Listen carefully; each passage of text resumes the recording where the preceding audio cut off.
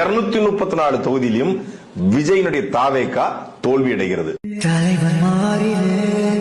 கூட்டம் சேர்த்துட்டா அது ஓட்டா மாறாது. 234 இல்ல 10 கூட முடியாது தனியா நின்னா. உங்களுடைய அடுத்த படத்திற்காக காத்துக்கிட்டு இருக்கிறங்க விஜய். நரிகள் கூட்டமோ அரசியல் அப்படியே கிடக்குது. சினிமாக்கார வந்தா ஜெயிச்சான் அப்படிங்கிற வரலாறு கடைசியா எம்ஜிஆருக்கு மட்டும் தான் இருக்கும். நீங்க எழுதி வச்சுக்கோ.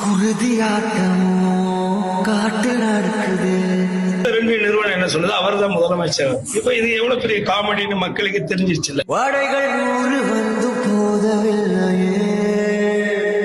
உன் பேரையே முழுசா உன்னால சொல்ல முடியாது. சொன்னா பாதி பேர் ஓட்டு போட மாட்டான். சி ஜோசப் விஜய் எனும் நான்